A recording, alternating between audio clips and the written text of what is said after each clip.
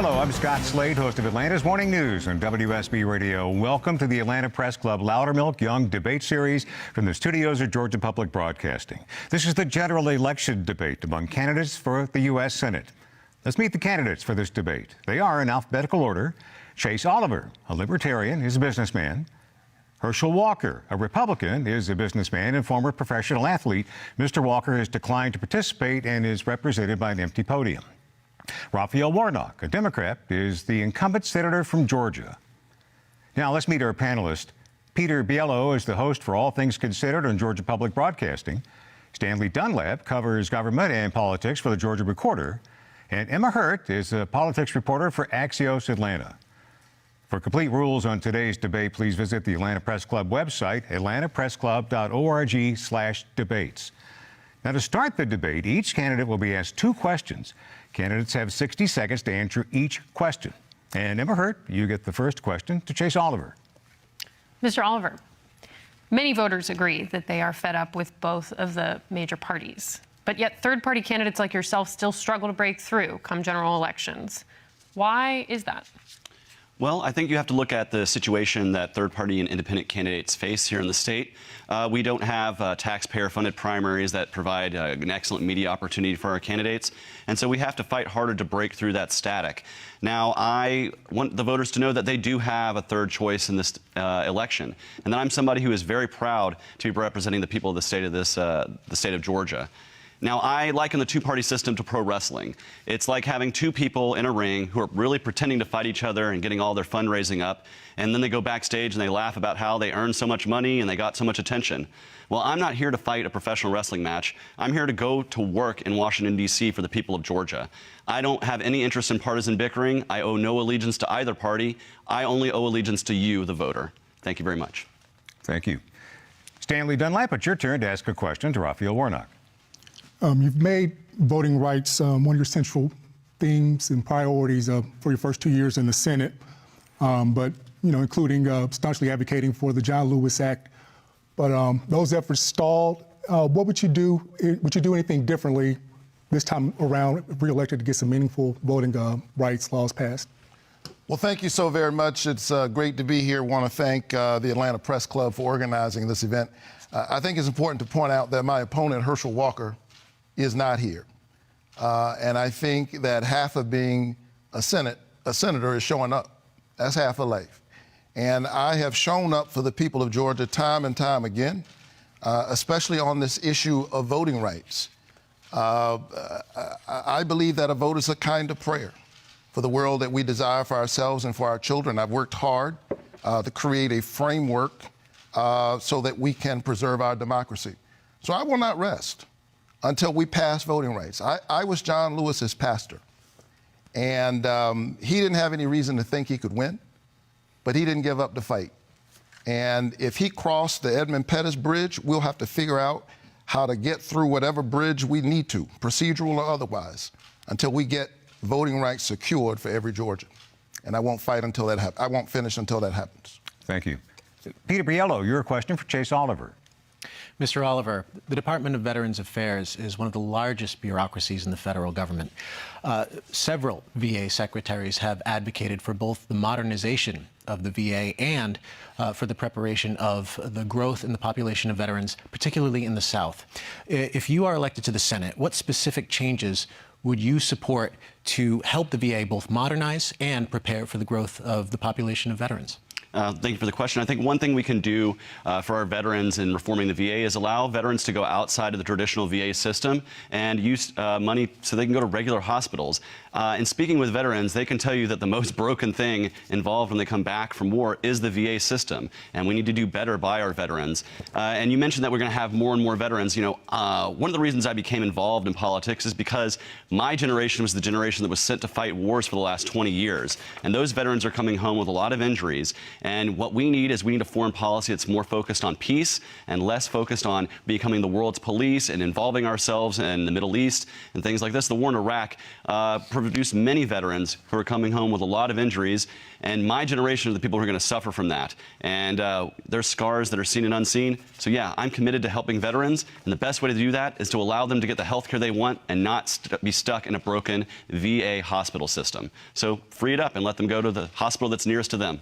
Thank you. And Emma, you get the final question in this round for Raphael Warnock. Senator Warnock, you've been vocal about your support for student debt relief. The Department of Education estimates President Biden's plan to do so will cost an estimated $380 billion. What do you say to those who are protesting this cost, especially those who have been able to pay off their loans or those who weren't even able to go to college? Well, you know, I'm the first college graduate in my family, and I wouldn't be standing here were it not for Pell Grants and low-interest student loans. I paid off my loans. But as I move across this state, I'm encountering folks who, 30 years after I finished school, are finding it harder and harder. We've seen so many bad actors in that space. And too many of our kids have a mortgage before they have a mortgage. And we're not just talking about kids in who finished four-year schools. We're talking about vocational school. We're talking about technical college. Herschel Walker gave a nonsensical answer the other night. He basically offered a proposal that would bankrupt the university schools in this state. And it's one more reason why he's not ready to represent the people of Georgia. I know that without student loans, I wouldn't be standing here.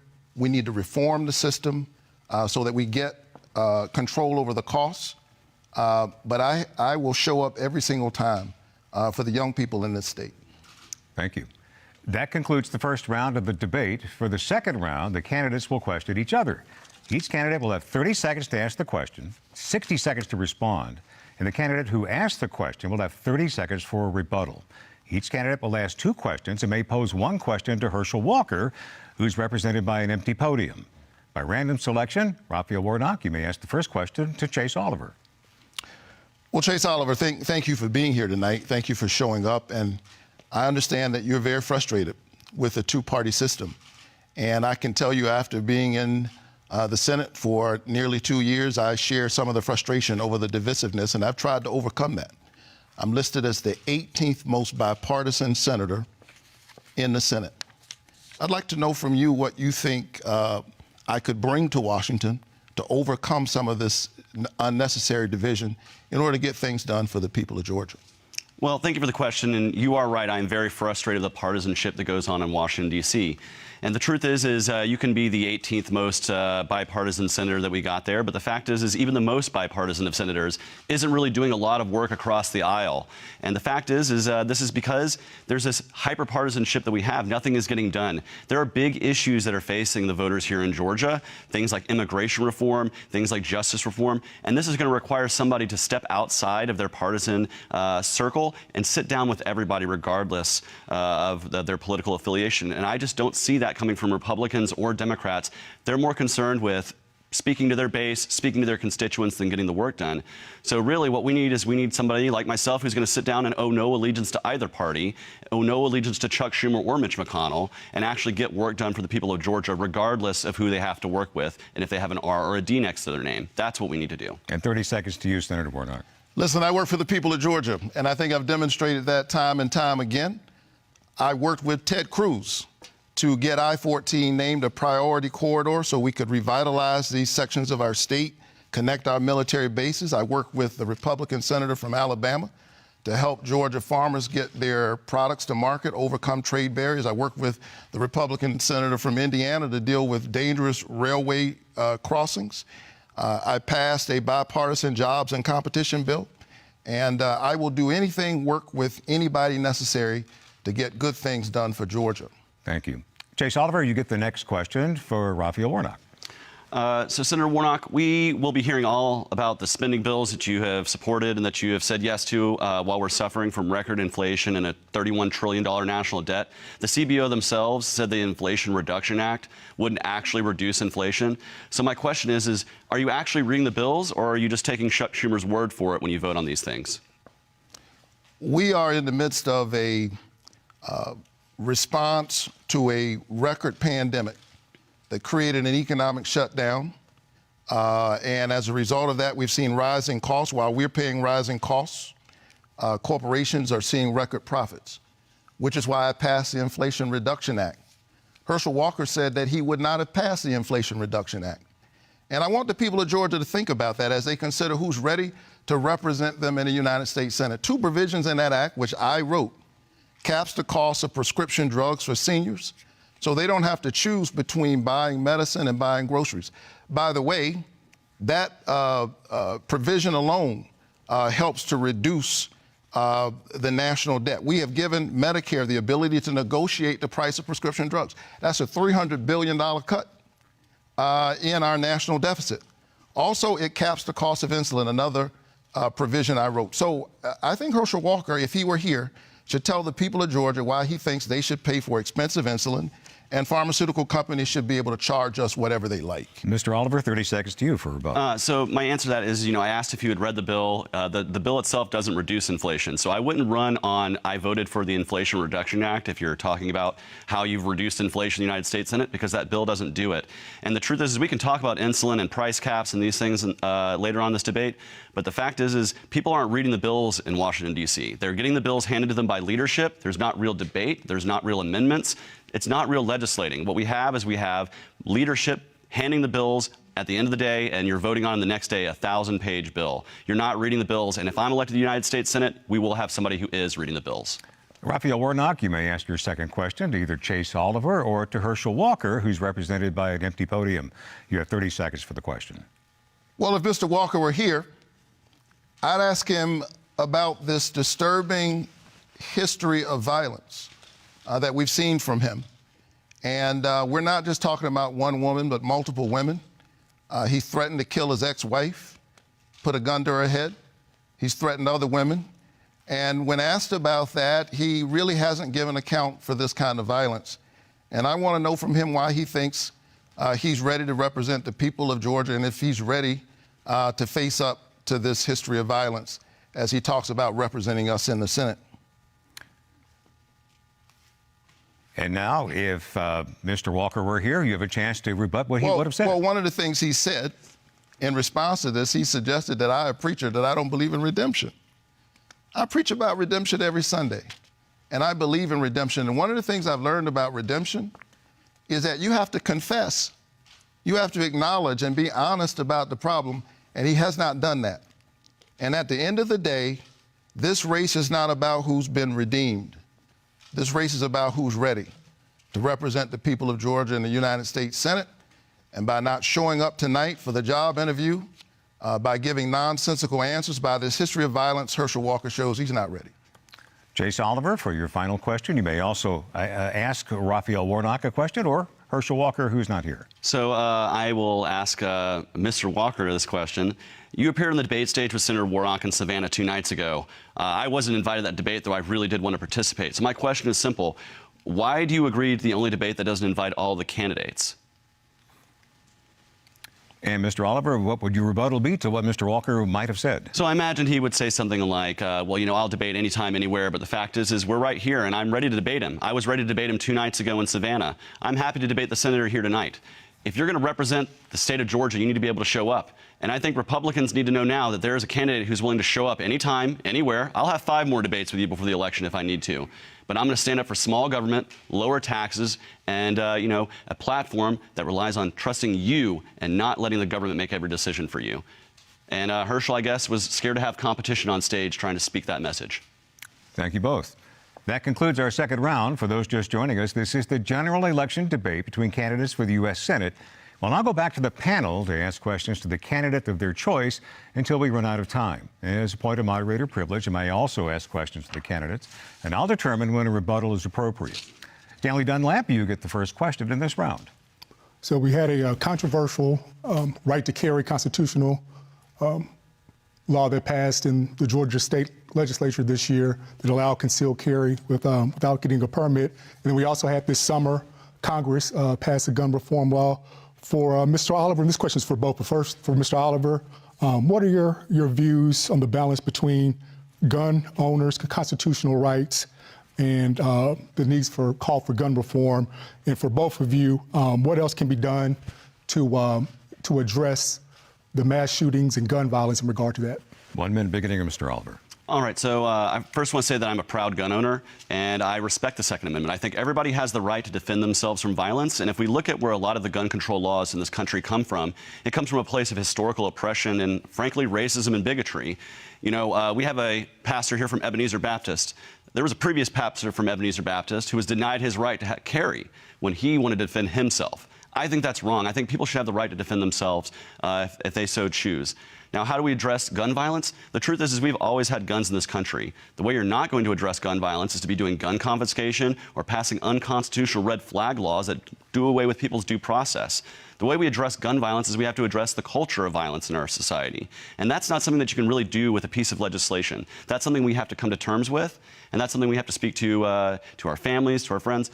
But at the end of the day, no, I'm not going to support red flag laws. I'm not going to support gun confiscation. I'm going to stand up for people's right to defend themselves. Because at the end of the day, you know, I'm a member of the Pink Pistols. Armed gays are harder to oppress, and they're harder to bash. And 1 minute to Raphael Warnock for that. These mass shootings that we keep seeing in our country, this doesn't happen everywhere. Doesn't happen anywhere else, and we have to come to terms with that. Now, I support the Second Amendment, but you can support the Second Amendment and still believe in reasonable gun safety. And I'm proud that for the first time in 30 years, we passed a gun safety law on a bipartisan basis. And I think that if the Senate were more responsive to where the people are on the left and the right, we'd get more done. Most Americans support universal background checks. Why can't we get that done? Because too often the voices of the people have been strangled out of their own democracy by all of this dark money, which is something I tried to address in the voting law that I kept trying to pass. And I'm going to keep trying to pass because democracy is at stake. And I can only think about how heartbreaking it must have been for those parents in Uvalde and worshipers in California, so many places. But I'm glad we're able to get more done, and I'd like to see us build on that effort. Thank you. Emma Hurt, it's your turn to ask a question, please. This is also a question for both candidates. Georgia is the only state in the country with this specific kind of general election runoff structure that affects this race here as well. Do you believe that should change, Senator Warnock? A minute, please. Here's what we know is that early voting begins tomorrow. And at the end of the day, either I'm going to be in this seat or Herschel Walker, who hadn't shown up tonight, is going to be in this seat. That is the reality. And so I want to encourage everybody to show up for early voting. It begins tomorrow, goes through November the 4th. And in the meantime, I'm going to keep doing everything I can to help the people get their voices back in their own democracy. So is that a yes or a no on the runoff structure question? Look, I have to accept the rules as we currently have them, and I'm willing to have that conversation on the other side of this election. But right now, there's so many things at stake that I'm really focused on that. Mr. Oliver, same question to you, 1 minute. So yeah, I would reform the system, but what I wouldn't do is do away with runoffs. I believe you have to have over 50% of the voters' support to really represent us. You know, you shouldn't be getting under 50% and going into office. So I do support the structure we have, but we can actually improve upon that.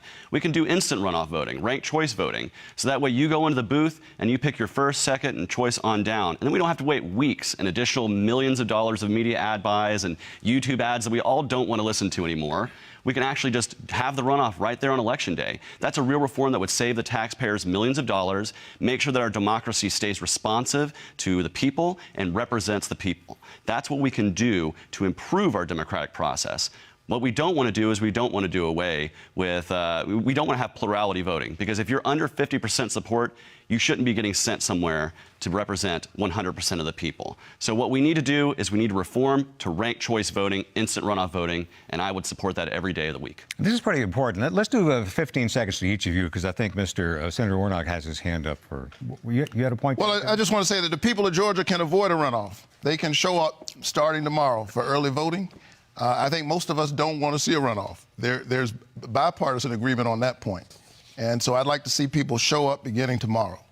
Mr. Oliver, 15 more to you. I think voters deserve a chance to, have their voices heard, and they shouldn't have to be lumped into one box or the other. They shouldn't have to be shamed into voting into two parties. And most of the people who vote represent themselves as independent, so it's important that we have voices that are independent of the two parties on stage. And instant runoff voting prevents a runoff every time. So if we pass it, we won't have one. Thank you both. Peter Biello, it's your turn to ask a question. Thank you. This question goes to both of you, but first to you, Mr. Oliver. Social Security payments are set to rise to keep pace with inflation, and that has some people worried about the solvency of Social Security. So if you are sworn in as a senator in January, would you take steps to protect Social Security? And if so, what would those steps be? 60 seconds. Well, first, my parents, they live on a fixed income. So I know the struggle of living on a fixed income. There are people right now who depend on Social Security for their livelihood. I don't think we should take Social Security away from them. But for people my age who are never going to see Social Security payments, we're paying into it, but that system will be insolvent by the time I retire, by the time our kids retire. They should have the option to step out of the Social Security system and put their money into a private market if they so choose. If the market is working better, which it often does, people will have better retirements. And you can make that choice. You can choose to stay in the Social Security system if you want. You're not going to get that money when you retire because the system will be insolvent. But I think people should have the choice to where they put their money for their retirement. You should control your retirement, not the United States government. Senator Warnock, to you. I will protect Social Security. And there are folks who want to privatize it. And Social Security can be preserved. We can make sure that it's there for the generation that needs it now, for my generation, the generation after that. And a vote for Herschel Walker will further advance the agenda of those who want to rob Social Security. It's one of the reasons why I passed the Inflation Reduction Act. We've got to protect our seniors. And one of the things we did in that law was we finally gave Medicare the ability to negotiate the price of prescription drugs. And I think about that because I ran into a woman at a hearing I had named Gretchen Spring, and she and her husband literally maxed out their credit cards, paying for medicine in the evening of their lives. And we finally gave Medicare the ability to negotiate prescription drugs, and Herschel Walker says he would vote against it. So I will protect our seniors, I will protect their Social Security, I will protect their Medicare. That's your time. Thank you. Senator Warnock, if I may follow up with you, are there specific steps that you would take if you were given a full term in the Senate? We can ask for corporations to pay their fair share. Here we were giving Medicare the ability to negotiate. And apparently Herschel Walker thinks that's a bad idea. He thinks they should be able to charge us anything they want. We don't suffer from a poverty of resources. We suffer from a poverty of moral imagination. Mr. Oliver, some follow-up time for you then on that. So, you can't charge any price you want for drugs. What you can charge is the price that people are willing to pay for it. And right now, drugs are being subsidized. Big Pharma is subsidized to the tune of billions of dollars a year by our government. And the truth is they should compete in any marketplace like anyone else. Now, I am one to say that I don't want expansion of government into our health care. When Obamacare got passed, we saw what that happened. Prices rose and overall care diminished. Even if you got a plan, your deductible was so high that it basically was useless. So no, I don't support expanding government into more health care. We need to bring market forces into health care that are going to lower the prices. Arbitrary price caps, like the senator talks about with insulin, that's not going to solve the problem. And I'm happy to talk about what will solve that problem and help people who are suffering from diabetes afford their insulin. Thank you both. Stanley Dunlap, next question to you, please. My question is for both of the candidates. First, Mr. Oliver, you mentioned one of your priorities is immigration and fixing the immigration system. And then we've seen issues arise from ICE detention centers to how migrants are handled when they arrive in the country. And what would you do as a libertarian to kind of bridge that gap? Because it's a pretty wide divide on how they handle that in Congress. And then also for Senator Warnock, do you believe like there's been enough done? There's been some criticism from organizations like the ACLU over President Biden's handling of that. Do you feel like, what are one or two things you'd like to see done or accomplished in the next term? Beginning with Mr. Oliver, 60 seconds. So, we've been talking about bipartisan immigration reform for the last 20 years, and it hasn't gotten done because of hyperpartisanship. We need somebody in the United States Senate that's willing to sit down at the table with Republicans and Democrats and fix this broken system.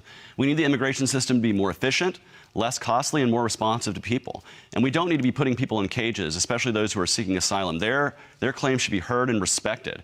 You know, we claim to be the light of liberty unto the world, and if we seek to hold that mantle, we have to fix our broken immigration system. And I'll work with anyone in the United States Senate, regardless of party, to get that done. Again, right now, it is too complicated to work in the system. So we have millions of people who step out of that system and come here without documentation. The way to fix that is to fix the system and to make it easier for people to enter into it. We don't demonize people for coming here and wanting to work and put down their roots, because that's what my family did when they came here generations and generations ago. Almost everybody came here from somewhere else. And it's about time we respect the immigrant story, the immigrant journey, and fix our broken immigration system for them and for us.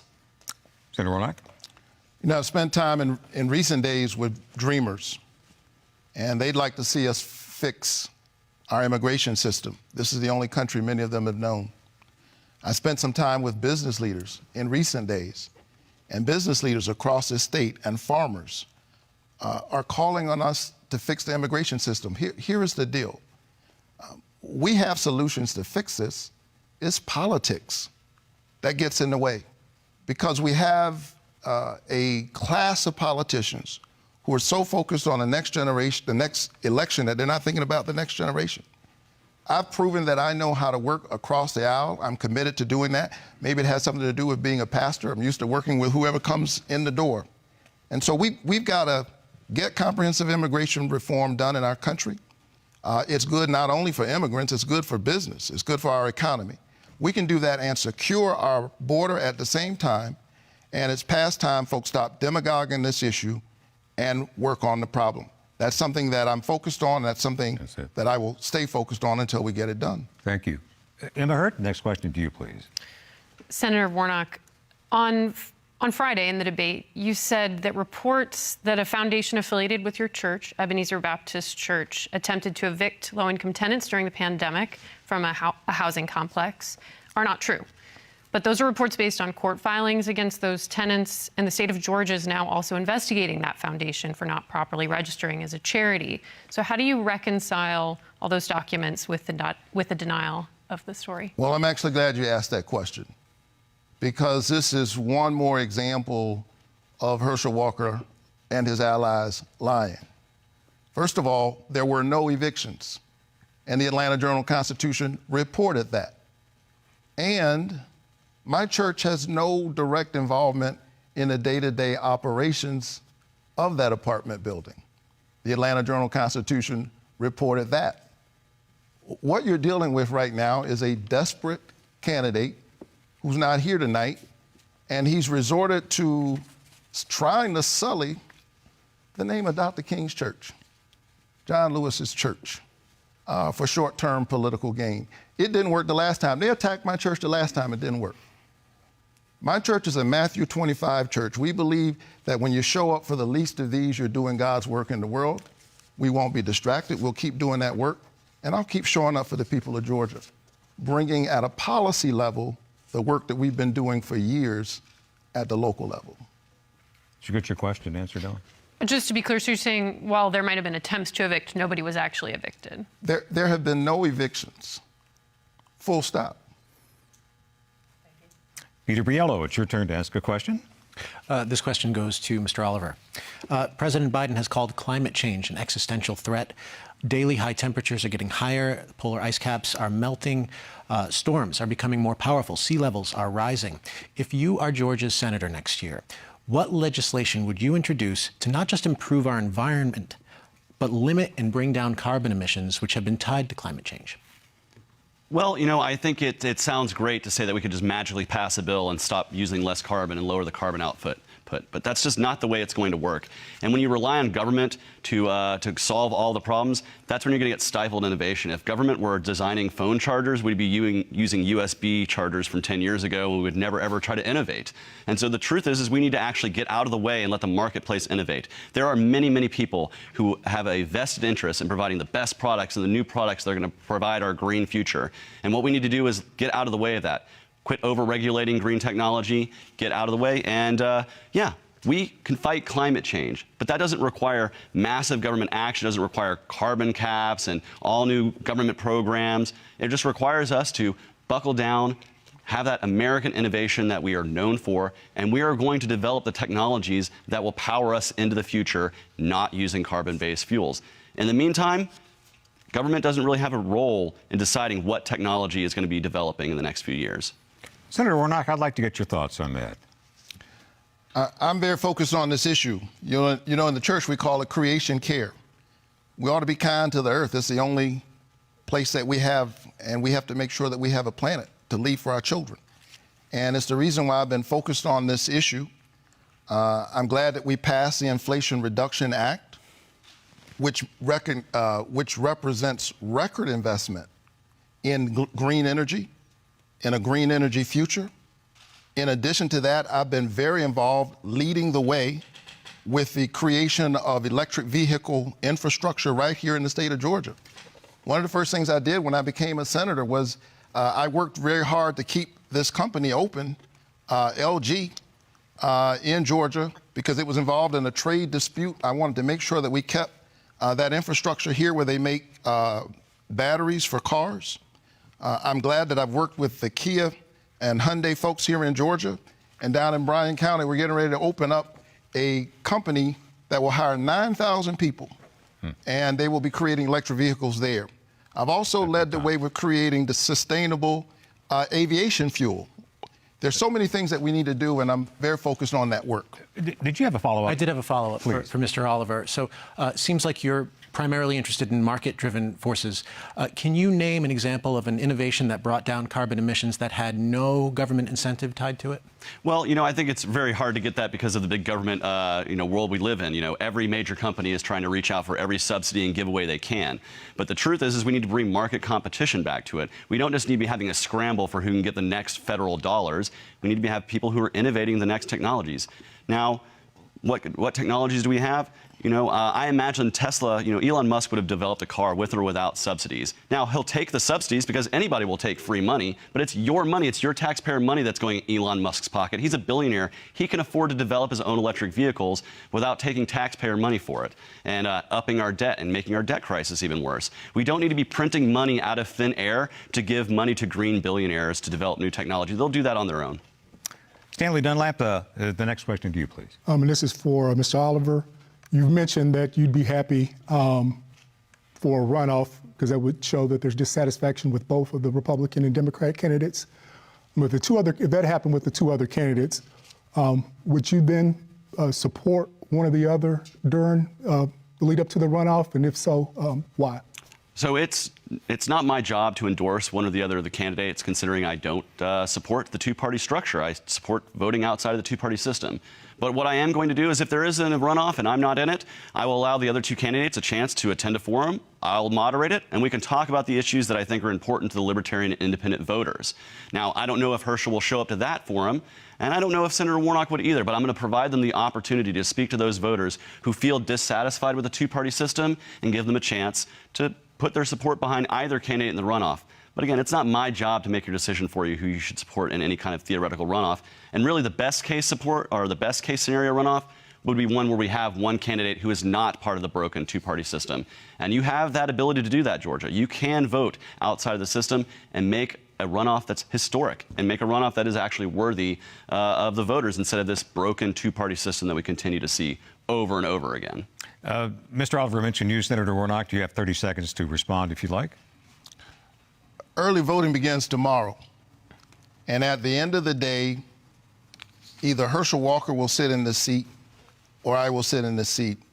One of the things I've learned from being a pastor is that in order to serve the people, you have to spend time with the people. And I guess the reason why I've been so focused on issues like Medicaid expansion is I've spent so much time at people's bedsides. And I've focused on the insulin issue because I've been there when diabetes has gotten out of control. I'm a pastor in the Senate. I'm deeply honored to serve the people of Georgia, and I'd be deeply honored to serve you for 6 more years. That's our time. Emma Hurt, your turn to ask a question, please. Senator Warnock, you earlier just tonight and your campaign have attacked Herschel Walker for his past domestic violence allegations by his ex-wife and by other women, some of which he has denied, some of which he hasn't. His campaign has attacked you as well for your ex-wife's allegation that you ran over her foot with a car, which you've denied, as well as for your child custody battle. Are campaigns getting too personal? And what would you do about it? Well, first of all, let me be very clear. I have never been violent to anybody for any reason.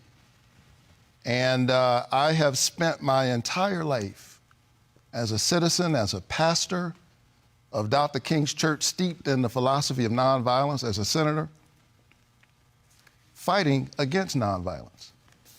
My opponent, on the other hand, has a well-documented history of violence, and he hasn't come clean about it. He's blaming me for his own history, saying I don't believe in redemption. I believe in redemption. I preach about it.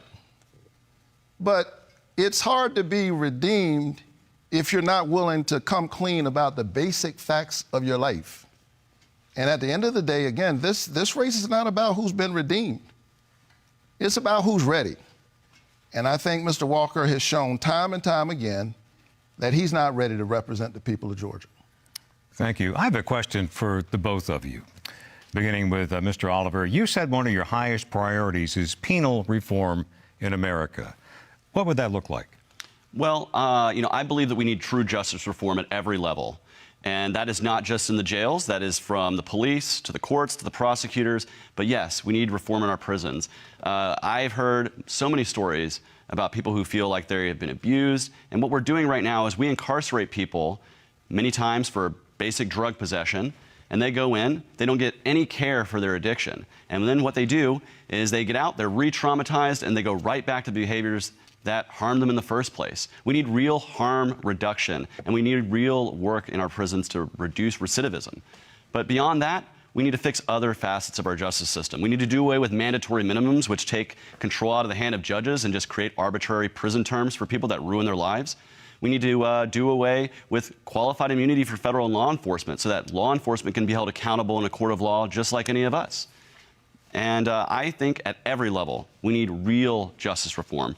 That includes ending the death penalty. I'm opposed to capital punishment because too often we put people to death who were later found to have been innocent.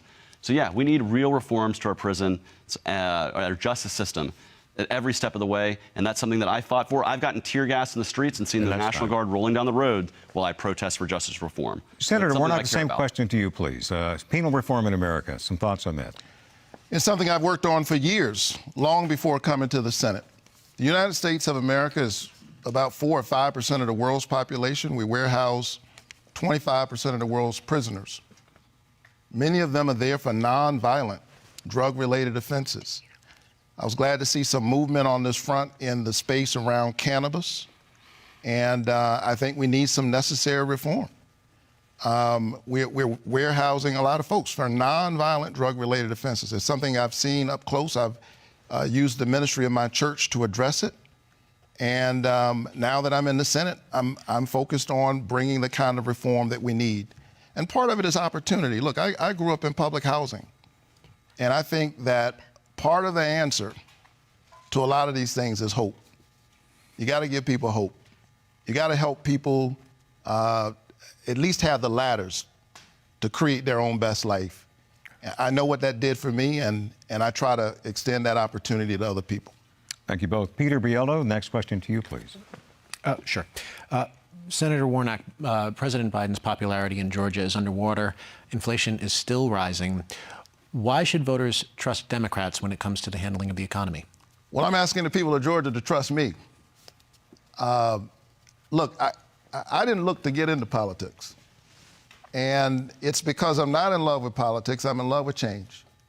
I've spent the last 17 years serving as senior pastor of the Ebenezer Baptist Church, and I return to my church every Sunday so that I stay connected to the people. And it is seeing the pain there. Folks who are paying record prices while corporations are enjoying record profits. That's what drives me to go back to the Senate every week to try to get things done for hardworking people. So we passed the Inflation Reduction Act, and I've got more that I'd like to see us get done. I would have gotten an insulin cap for folks who have private insurance if I weren't blocked by craven politicians who think they work for pharmaceutical companies. Well, I don't work for Big Pharma. I don't work for big oil and gas. And I don't work for some party. I work for the people of Georgia. Stanley Dunlap, next question to you, please. We could see kind of the balance of power potentially change in this election. If that happens, and it's already a pretty tense and contentious between the Republican and Democrat lawmakers. What, if there is even more of a further divide, realistically, how much can get accomplished over the next 4 years as we see kind of things could continue to get worse, at least between the two parties, maybe not working together as often? Yeah. And that's for both candidates. Listen, the problem with our politics right now is that it's too much about the politicians. They're thinking more about themselves than they're thinking about the people who hired them to show up for them in the first place. I think I've demonstrated that I know how to work across the aisle, that mine is an extended hand. I did an amendment with Ted Cruz. I disagree with him on almost everything. But when I saw an opportunity to build out an interstate that would connect our military bases and revitalize communities in this state that are suffering, I joined with him to do that. And I think that in a deeper sense, there is a road that runs through our humanity that is bigger than politics, bigger than partisan bickering, bigger than racism, and bigger than the regional differences that would separate us. I still believe in the American covenant. I'm not about to give up on it. E pluribus unum, out of many one. And I'm going to keep fighting for it. If Martin Luther King Jr. didn't give up and John Lewis, who was my parishioner, didn't give up, who am I to give up? That's our time. Mr. Oliver, the question to you, please. So, you mentioned bipartisanship, and you also talked about, can we trust Democrats with the spending and the Inflation Reduction Act? The truth is we can't really trust the Democrats or the Republicans who are currently in leadership right now to do that, because my entire adult life, they've been deficit spending like it's going out of style. The last time we had a balanced budget was in the 1990s. That was also the last time we had a real explosion in the middle class and broad prosperity growth in this country. Those two things are not unrelated. And the fact is the only thing Democrats and Republicans can agree on is how to spend your money out of thin air and devalue our dollar. He has said several times that I've passed the Inflation Reduction Act. It doesn't reduce inflation. That's not what the bill does. I want to reduce inflation because the cost of groceries, the cost of rent are going up every single month, and people are feeling it. It's a real thing. I go to work every day, and I have to make my I have to balance my budget. Every Georgia household has to balance their budget. Why can't we insist upon a government that balances its budget? Why is that the radical idea and not the rational idea? Why can't we get back to a rational idea that Democrats and Republicans agreed on 20 years ago? Balance the budget so we have more prosperity and a growing middle class. That's what we need, not more spending. Senator Warnock, 30 seconds to you to respond if you'd like it. Well, as I'm looking at these rising costs, part of what I've tried to do is to hold big pharmaceutical companies accountable, ocean carriers accountable, and I've tried to deal with these issues in our supply chain. I'm proud of the fact that we passed on a bipartisan basis the Jobs and Competition Bill. As you look at the rising costs of your automobiles, part of that is because of microchips. We invented the microchip. We used to make 40% of them. Now we make only 12%. And so here we are with a company in West Point, Georgia, shutting down, not because it didn't have enough customers, but because it didn't have enough chips. That's our time. Mr. Oliver, would you like a response to that? I'll give you another 30 seconds. Yeah, let's talk about the supply chain. Let's talk about drug prices. A price cap, which is what you offered for insulin, that is not going to solve the problem. That's just going to lead to market shortages like all price caps eventually do. The way to make insulin less expensive is get rid of patent evergreening that makes it expensive in the first place. Allow customers to buy from outside of the country where insulin is less expensive, pushing the price down using market forces. And at the end of the day, we need to make it easier to develop new medicines and new technologies by reforming the FDA and doing away with a massive amount of red tape that increases the cost of these drugs. We can lower the cost of insulin without arbitrary price caps, which will lead to shortages. Thank you. We'll need to move on. Emma Hurt, next question to you, please. This question is for Mr. Oliver. You are running as Georgia's first openly gay Senate candidate.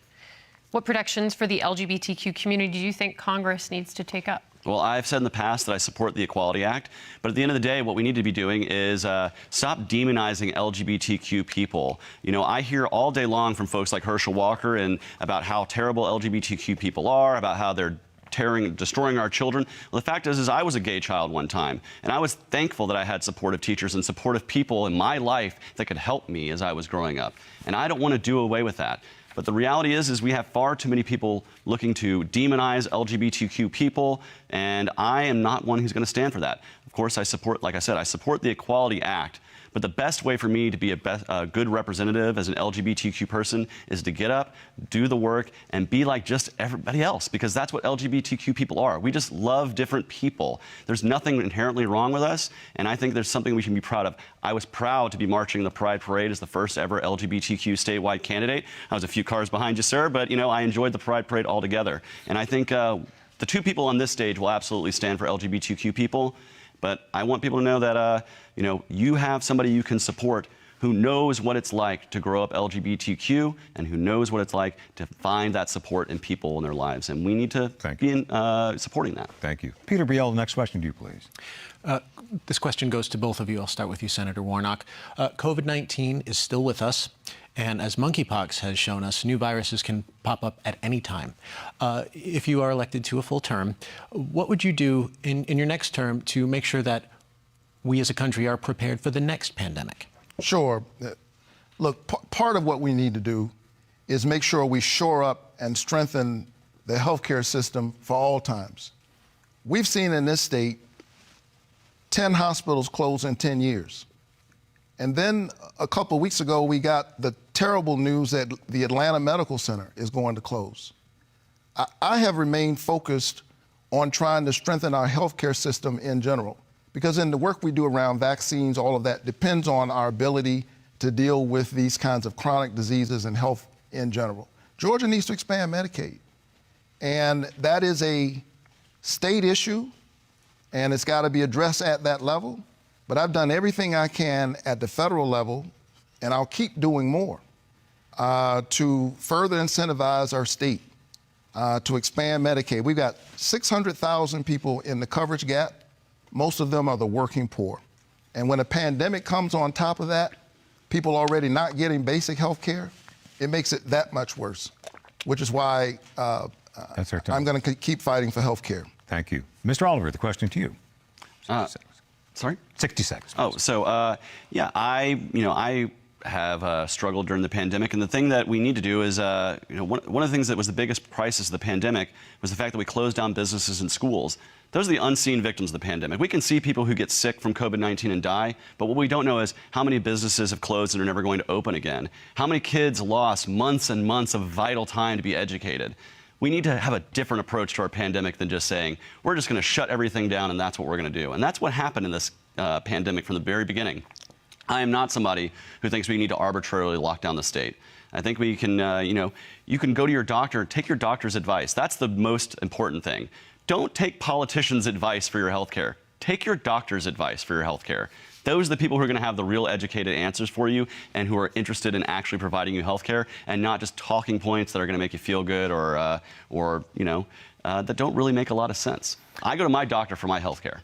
We've got about 4 minutes left of this round, and something to add, Senator Warnock. I just want to quickly say that I wrote the Medicaid Saves Lives Act. Time and time again, I've tried to strengthen our healthcare system. Herschel Walker doesn't believe we should expand Medicaid. And he should explain to the 600,000 Georgians who are in the Medicaid gap, most of whom are the working poor. These are hardworking families. He said the other night that well-bodied people already have health care. And yet he says he's ready to be a senator. Why does he not know that the folks who are in the gap, a lot of them work every single day? He should tell them that. That's not. And Mr. Oliver, a final word from you on expansion of Medicaid in the state of Georgia. I'd like your position on that. 30 seconds, please. Well, I'm against expansion of Medicaid in the state because I think the further government gets entrenched in the healthcare marketplace, the faster you're going to see costs rising faster than the rate of inflation. Education and healthcare are the two areas where government involves itself in the most and where prices rise faster than inflation the most. So what we need to be doing is finding market forces for healthcare to lower the costs. Now, you can have the Medicaid program, but expanding it and spending more and more money is going to throw good money after bad eventually. Single-payer healthcare programs do not work the best. And you can look at that just by cancer survival rates in our allies that do have single-payer healthcare. It's a lot lower than what we have here in the U.S. Thank you. Stanley Dunlap, next question to you, please. And this is for both. First, with the Senator Warnock, you're 2 years in as a senator. Sure, sometimes it's maybe felt longer than that with everything that's been going on. But what would you give today's, as yourself, advice would you give Senator Warnock, who was entering office 2 years ago?